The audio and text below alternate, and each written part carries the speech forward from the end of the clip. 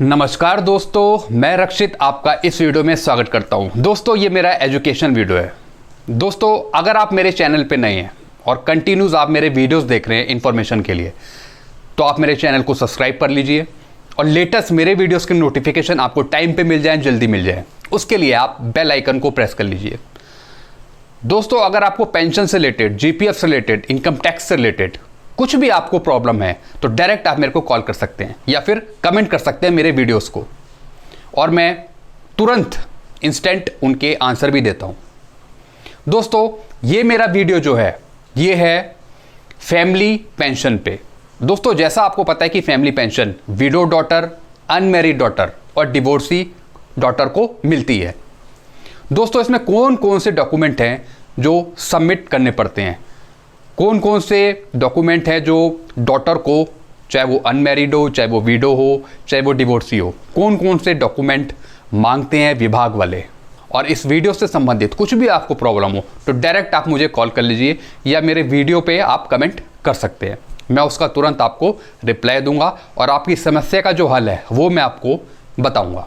चलिए लैपटॉप की तरफ और मैं आपको बताता हूँ कौन कौन से डॉक्यूमेंट मांगते हैं विभाग वाले या फिर बैंक वाले फैमिली पेंशन के लिए, विडो, डिवोर्सी और अनमैरिड डॉटर के लिए। आइए दोस्तों, मैं लैपटॉप की तरफ आ गया हूं और मैं अब आपको बताने वाला हूं कौन कौन से डॉक्यूमेंट विभाग वाले मांगते हैं अनमैरिड डॉटर से, डिवोर्सी डॉटर से या फिर विडो डॉटर से। तो सबसे पहले मैं आपको बता रहा हूं, एक लाइन लिख रखी है मैंने ऊपर, all below documents will be send to the department bank concerned office. दोस्तों, ये जो भी डॉक्यूमेंट्स है ये आपको अपने डिपार्टमेंट में या फिर बैंक में या फिर जो भी कंसर्न डिपार्टमेंट है जो पेंशन डील कर रहा है वहां पे आपको ये डॉक्यूमेंट सबमिट करने होते हैं।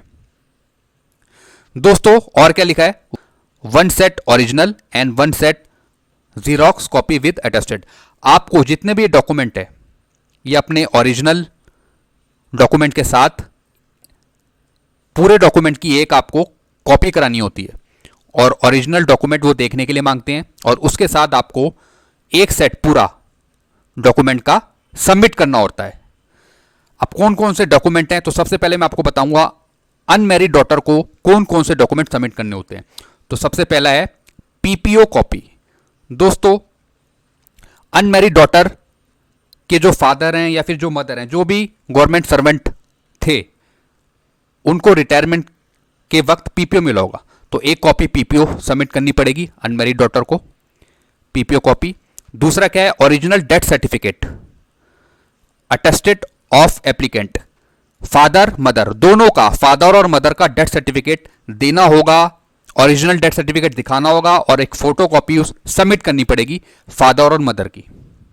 तो ओरिजिनल डॉक्यूमेंट भी अपने साथ ले जाना ना भूलें डिपार्टमेंट में, कंसर्न ऑफिस में, ताकि ओरिजिनल डॉक्यूमेंट देखने के बाद ही वो फोटो कॉपी आपकी एक्सेप्ट करेंगे। तो फादर और मदर का डेथ सर्टिफिकेट चाहिए होगा। थर्ड है applicant current year income certificate. Applicant का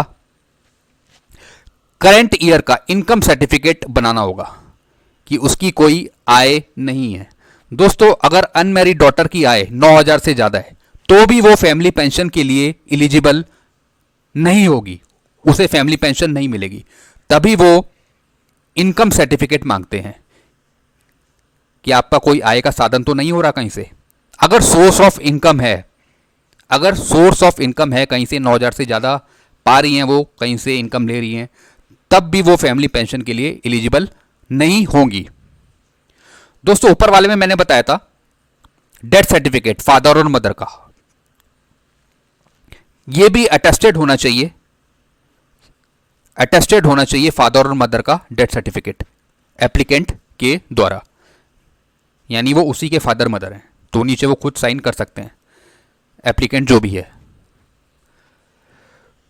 दोस्तों, फिर आता है affidavit regarding applicant current marriage status.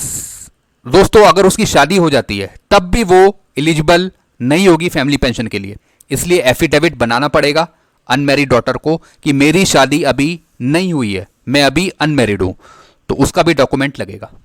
फिर आता है affidavit regarding no objection certificate of all brothers and sister with ID. दोस्तों अनमैरिड डॉटर के भाई बहन वगैरह उनसे भी एफिडेविट बनवाना पड़ेगा कि उन्हें कोई ऑब्जेक्शन नहीं है कि इन्हें जो अनमैरिड डॉटर है उन्हें फैमिली पेंशन दी जा रही है, तो उनके भाई बहनों को कोई ऑब्जेक्शन नहीं होगा अगर ये फैमिली पेंशन लेती हैं। तो उन्हें भी एक नो ऑब्जेक्शन का सर्टिफिकेट बनाना पड़ेगा, एफिडेविट बनाना पड़ेगा। और भाइयों बहनों को अपनी आईडी भी देनी पड़ेगी, आधार आईडी या कुछ और डॉक्यूमेंट।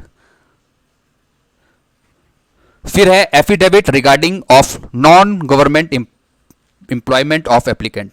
उसे एक एफिडेविट ये भी बनाना पड़ेगा अनमैरिड डॉटर को कि वो कहीं जॉब नहीं कर रही है, कोई वो सरकारी जॉब और कहीं नहीं कर रही है, कहीं और जगह वो जॉब नहीं कर रही है, तो उसका भी एफिडेविट बनाना पड़ेगा और सबमिट करना पड़ेगा। फिर आता है राशन कार्ड इफ मैंडेटरी। दोस्तों अगर डिपार्टमेंट वाले या ऑफिस वाले आपसे राशन कार्ड मांगते हैं तो उसकी भी कॉपी आपको देनी पड़ेगी, अगर वो मांगते हैं तब आप दीजिएगा। फिर आता है एड्रेस प्रूफ एप्लीकेंट। दोस्तों एड्रेस प्रूफ भी आपको देना पड़ेगा, जहाँ पे आपका परमानेंट एड्रेस है वो आपको उसकी एक फोटोकॉपी आपको देनी पड़ेगी एड्रेस प्रूफ की। फिर है two government servant witness with affidavit and ID. कोई भी दो सरकारी कर्मचारी उनका विटनेस लेना पड़ेगा, उतने विटनेस की कॉपी कि हाँ ये अनमैरिड डॉटर है और हम इन्हें जानते हैं, तो दो ऐसे विटनेस लाने पड़ेंगे और उनकी भी आईडी, कोई भी प्रूफ आईडी, तो ये भी वो मांग सकते हैं। ये मैंडेटरी तो नहीं है, अनिवार्य तो नहीं है जरूरी, लेकिन कई डिपार्टमेंट वाले ये मांगते हैं कि दो विटनेस लाइए आप जो ये सुनिश्चित करे ये अनमैरिड है और ये फैमिली पेंशन के लिए एलिजिबल है और हम इन्हें जानते हैं और ये यहां पर रहते हैं। फिर आता है last pension drawn certificate of government employee. इसमें पेंशनर है जो अनमैरिड डॉटर का पिता है या फिर जो सरकारी कर्मचारी उसकी मां है, वो उसका लास्ट ड्रॉन सर्टिफिकेट पेंशन का वो सबमिट करना पड़ेगा। यानी लास्ट वो सैलरी स्लिप भी दे सकती है या फिर लास्ट पे का जो सर्टिफिकेट है वो भी उसे देना पड़ेगा अनमैरिड डॉटर को। फिर आता है फॉर्म नंबर 10। दोस्तों ये फॉर्म नंबर 10 तीनों को भरना पड़ेगा, यानी जो अनमैरिड डॉटर है उसे भी, विडो को भी और जो डिवोर्सी है उसे भी फॉर्म नंबर 10। दोस्तों कई रेलवे और जगह कई फॉर्म नंबर 10 मांगते हैं और एक फॉर्म बी भी होता है, कई जगह डिपार्टमेंट में वो भी मांगते हैं। तो एक बार अपने डिपार्टमेंट से वेरीफाई कर लें कि वो कौन सा फॉर्म भरवा रहे हैं आपसे। तो मैं आपको जब ये लास्ट में आपको समझा दूंगा उसके बाद मैं फॉर्म नंबर 10 बताऊंगा कि कौन सा है फॉर्म नंबर 10। तो तीनों के लिए एक ही फॉर्म भरा जाएगा वो, तो मैं आपको लास्ट में समझाऊंगा। तो फॉर्म नंबर 10 भी वो मांगते हैं। फिर आता है date of birth proof of applicant, या अपना बर्थ सर्टिफिकेट वो भी आप दे सकते हैं जिसमें आपका डेट ऑफ बर्थ हो, तो वो उसका भी आपको डॉक्यूमेंट देना है। तो ओरिजिनल डॉक्यूमेंट अपने साथ रख लीजिएगा और फोटो कॉपी तो आपके पास सही। फिर है आधार कार्ड या अदर आईडी ऑफ एप्लीकेंट। जैसा मैंने आपको बताया आधार कार्ड आप दे सकते हैं या दूसरी आईडी भी आप दे सकते हैं, या तो राशन कार्ड या बर्थ सर्टिफिकेट भी वो कई बार ले सकते हैं, तो बर्थ सर्टिफिकेट भी आप दे सकते हैं। तो date of birth proof of applicant इसका सर्टिफिकेट भी आपको देना पड़ सकता है और आधार कार्ड तो है, कुछ और आईडी भी है तो वो भी आप दे सकते हो प्रूफ के लिए। तो ये मैंने आपको बता दिया अनमैरिड डॉटर को जो डॉक्यूमेंट सबमिट करने हैं डिपार्टमेंट में वो ये डॉक्यूमेंट हो सकते हैं। अब जरूरी नहीं है कि वो 13 डॉक्यूमेंट ही मांगे, 3-4 डॉक्यूमेंट इनमें से मांग सकते हैं, वो 5-6 डॉक्यूमेंट मांग सकते हैं, 6-7 मांग सकते हैं, जो जरूरी हैं वो मांग लेंगे तो आपको वो देने पड़ेंगे। तो मैंने इसमें मैक्सिमम आपको बता दिए कि ये डॉक्यूमेंट वो मांग सकते हैं आपसे। चलते हैं फिर अगली डॉटर की तरफ जो है विडो डॉटर। विडो डॉटर को कौन कौन से डॉक्यूमेंट सबमिट करने पड़ेंगे डिपार्टमेंट में, आइए जानते हैं। तो पीपीओ कॉपी तो जरूरी है ही तीनों डॉटर के लिए, चाहे वो विडो, अनमैरिड हो या फिर डिवोर्सी हो। तो PPO copy, original death certificate attested of applicant, original death certificate भी चाहिए होगा और उसमें एप्लीकेंट नीचे साइन करेगी। तो विडो डॉटर के लिए जो डेथ सर्टिफिकेट है वो अपने हस्बैंड का देगी और पेरेंट का भी वो देती, पेरेंट्स का भी उसे देना पड़ेगा। अगर दोनों ही नहीं है पेरेंट्स, उनकी डेथ हो गई है, तो उसका भी वो डेथ सर्टिफिकेट देगी। वैसे वो हस्बैंड का मांगते हैं, लेकिन आप पेरेंट्स का भी दे सकते हैं कि मेरे दोनों पेरेंट्स जिंदा नहीं है, उनका फादर का अलग, मदर का अलग डेथ सर्टिफिकेट, और हस्बैंड का भी आप देंगे। फिर है मैरिज सर्टिफिकेट, मैरिज प्रूफ।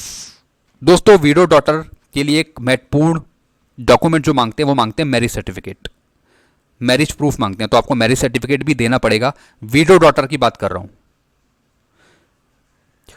फिर है applicant current year income certificate. दोस्तों इसमें भी जैसे मैंने आपको अनमैरिड डॉटर का बताया था कि इनकम सर्टिफिकेट वो विडो डॉटर से भी मांगेंगे, विडो डॉटर से भी वो इनकम सर्टिफिकेट मांगेंगे, तो वो भी विडो डॉटर को देना पड़ेगा कि उनका कोई भी इनकम का साधन नहीं है।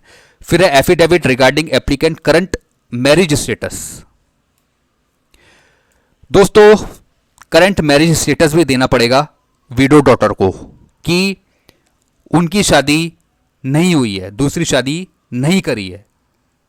तो इस स्थिति में भी विडो डॉटर को मैरिज स्टेटस बताना पड़ेगा कि मेरी अभी शादी नहीं हुई है, तो उसका भी सर्टिफिकेट करंट मैरिज स्टेटस बताना पड़ेगा और इसका सर्टिफिकेट देना पड़ेगा, एफिडेविट बनाना पड़ेगा।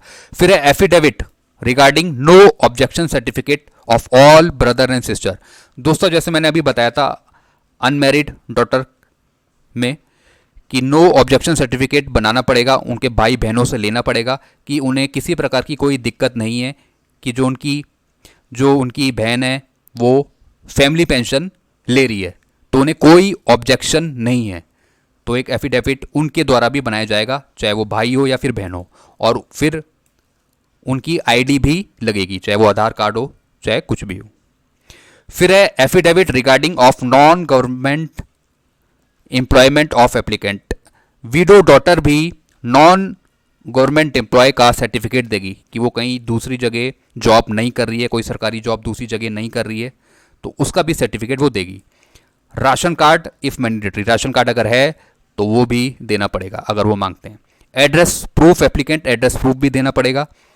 टू गवर्नमेंट सर्वेंट विटनेस, यहाँ पे विटनेस दो सरकारी कर्मचारी की कि ये जो विडो डॉटर है ये यहाँ रहती है, तो दो विटनेस कोई भी लोगों के देने पड़ेंगे और उनकी आईडी के साथ एफिडेविट भी बनवाना पड़ सकता है। दोस्तों फिर है last pension drawn certificate of concern bank. Last pension जो मिली उसका भी सर्टिफिकेट लगेगा, या तो सर्टिफिकेट या फिर सैलरी स्टेटमेंट जो भी पेंशनर की हो, जो इनके पिताजी को मिली होगी, लास्ट पेंशन ड्रॉन का सर्टिफिकेट। फॉर्म नंबर 10 ये मैं आपको अभी बाद में बताऊंगा, क्योंकि फॉर्म नंबर 10 तीनों को भरना है। Date of birth proof of applicant, date of birth भी चाहिए, डेट ऑफ बर्थ प्रूफ चाहिए, तो कोई सा भी सर्टिफिकेट वो दे सकते हैं। आधार कार्ड या फिर दूसरी आईडी भी चल सकती है, वैसे आधार कार्ड एप्लीकेबल होता है तो वही देना पड़ेगा। तो ये डॉक्यूमेंट मैंने बता दिए जो विडो डॉटर को देने हैं डिपार्टमेंट में। फिर चलते हैं तीसरा point, divorce daughter. Divorce daughter को कौन कौन से डॉक्यूमेंट सबमिट करने हैं डिपार्टमेंट में? तो पहला तो पीपीओ कॉपी, ये बिल्कुल सेम है। Original death certificate attested of applicant, father mother का डेथ सर्टिफिकेट देना है, ओरिजिनल भी अपने साथ ले जाना है और फोटो कॉपी तो आपको ले जानी है, तो वो ओरिजिनल देख के वेरीफाई करेंगे आपके डॉक्यूमेंट्स। तो फादर मदर का डेथ सर्टिफिकेट। फिर है कोर्ट डिवोर्स ऑर्डर, अगर डिवोर्स डॉटर है तो उसे कोर्ट का डिवोर्स ऑर्डर दिखाना पड़ेगा, देना पड़ेगा। तो अगर वो डिवोर्स हो चुका है, उसका पूरा हो चुका है, तो उसका ऑर्डर उसे दिखाना पड़ेगा। अगर केस प्रोसेस में भी है, अगर डिवोर्स का केस प्रोसेस में भी है, उसके माता पिता के रहते हुए उसका केस फाइल हो गया था डिवोर्स का और चल रहा है लेकिन पूरी तरह हुआ नहीं है, तो इस केस में भी फैमिली पेंशन दी जाती है डिवोर्स डॉटर को। तो उसका जो केस का जो प्रोसेस है, अगर उसका कोई एक डॉक्यूमेंट हो तो वो भी दे सकते हैं। Applicant current year income certificate, तो इनकम सर्टिफिकेट भी देना पड़ेगा डिवोर्स डॉटर को। तो ये तीनों के लिए एप्लीकेबल है income certificate, divorce daughter, unmarried daughter और विडो डॉटर। फिर है affidavit regarding applicant current marriage status. तो मैरिज स्टेटस का भी सर्टिफिकेट देना पड़ेगा कि उसने दूसरी शादी नहीं करी है। अगर वो दूसरी शादी कर लेती है तो फिर वैसे ही फैमिली पेंशन रोक दी जाएगी, नहीं मिलेगी। पहली बात एप्लीकेबल ही नहीं होगी जैसी दूसरी शादी कर ली। फिर है affidavit regarding no objection certificate of all. वही ब्रदर और सिस्टर से, जो डिवोर्स डॉटर हैं उसके भाई बहन से एक एफिडेविट बनाना पड़ेगा कि उन्हें कोई ऑब्जेक्शन नहीं है कि इन्हें फैमिली पेंशन दी जा रही है, और उसमें ब्रदर सिस्टर उस सर्टिफिकेट के साथ अपनी आईडी भी सबमिट करेंगे। फिर है affidavit regarding of non government employment of applicant.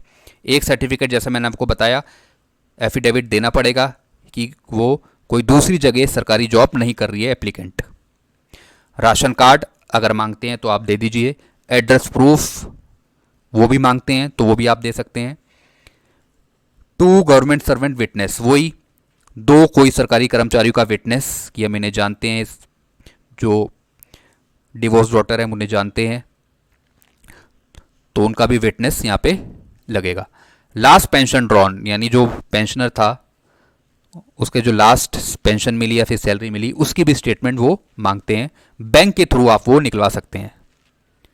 फिर है फॉर्म नंबर 10, ये मैं आपको अभी बताता हूँ। Date of birth proof of applicant. Date of birth भी जरूरी है तीनों के लिए, तो कोई सा भी आप सर्टिफिकेट दे सकते हैं जिसमें डेट ऑफ बर्थ प्रूफ हो। आधार कार्ड, अदर आईडी आप दे सकते हैं। तो ये मैंने बता दिया डिवोर्स डॉटर के लिए क्या क्या डॉक्यूमेंट हैं, विडो डॉटर के लिए और अनमैरिड डॉटर के लिए। अब चलते हैं फॉर्म 10। जो फॉर्म 10 तीनों के लिए एप्लीकेबल है वो कौन सा है, इसे हम फॉर्म 10 भी बोलते हैं और फॉर्म बी भी बोलते हैं या पार्ट बी भी बोलते हैं। दोस्तों उसमें लिखा भी है form of application for the grant of family pension on the death of pensioner. तो अगर किसी पेंशनर की या फिर डेथ हो जाती है या मदर की भी डेथ, दोनों ही खत्म हो गए हैं, तो इस केस में तीनों एलिजिबल डॉटर, अनमैरिड, डिवोर्सी और विडो डॉटर एलिजिबल होगी फैमिली पेंशन के लिए। तो यहाँ पे आता है नेम ऑफ द एप्लीकेंट, जो फैमिली पेंशन लेना चाह रही है उसका नाम, चाहे वो विडो हो, चाहे डिवोर्सी हो या अनमैरिड हो। उसके बाद यहाँ पे नाम आता है, name and age of surviving widow, divorcee या अनमैरिड डॉटर का, तो यहाँ पे नाम आएगा। यहाँ पे name, relationship with the disease person, क्या है वो रिलेशनशिप क्या था पेंशनर के साथ, डॉटर है क्या है वो। फिर है डेट ऑफ बर्थ, तो डेट ऑफ बर्थ यहाँ पे आ जाएगी। उसके बाद name and number of the pension payment order, यहाँ पे नाम आएगा, पीपीओ नंबर और उसका नाम भी आप यहाँ पे लिख, जो डेथ हो गई है, जिसकी डेथ हो गई है पेंशनर की, उसका नाम और उसका पीपीओ नंबर आएगा। उसके बाद date of death of the pensioner, pensioner की डेट ऑफ डेथ यहाँ पे आएगी। Office in which are disease pension is serve last, यहाँ पर लास्ट में जहाँ पे वो पेंशनर था उसने कहाँ पर जॉब की थी, उसका ऑफिस का यहाँ पे नाम, कौन से डिपार्टमेंट में उसने लास्ट सर्विस करी थी जब वो रिटायर हो रहा था, तो वहाँ पे डिपार्टमेंट का नाम आ जाएगा। If the applicant is guardian, his date of birth and relationship with the disease pensioner, यदि वो एप्लीकेंट अभिभावक है कोई उसका, तो उसकी डेट ऑफ बर्थ और जो मृतक पेंशनर है उसके साथ उसका क्या रिलेशन है, तो वो भी यहाँ पे आप मेंशन करेंगे।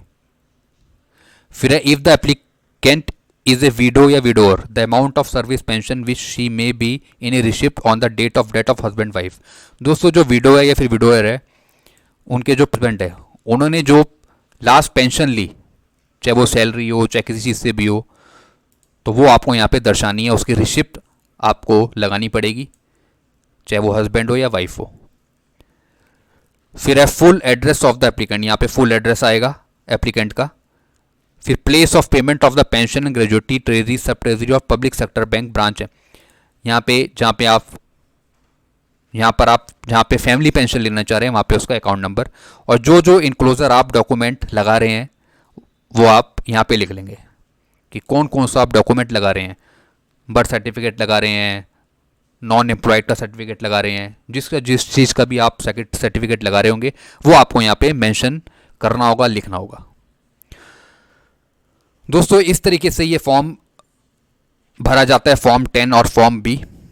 तो इससे रिलेटेड आपको कुछ पूछना हो तो डायरेक्ट आप मेरे को कमेंट कर सकते हैं। मैंने आपको बता दिया अनमैरिड डॉटर, विडो डॉटर और डिवोर्सी डॉटर को कौन कौन से फॉर्म देने पड़ते हैं डिपार्टमेंट में, और वो क्या क्या आपसे डॉक्यूमेंट मांग सकते हैं। दोस्तों जो मैंने बताए हैं डॉक्यूमेंट वो ज़्यादा मैंने मैक्सिमम बताए हैं। ये डॉक्यूमेंट सारे भी मांग सकते हैं आपसे, या इनमें से कुछ कम करके भी वो आपसे मांग सकते हैं। तो ये आपको डिपार्टमेंट में, बैंक में या फिर कंसर्न ऑफिस में आपको जमा कराने पड़ेंगे। तो इससे रिलेटेड आपको कुछ पूछना हो तो डायरेक्ट आप मेरे को कमेंट करें।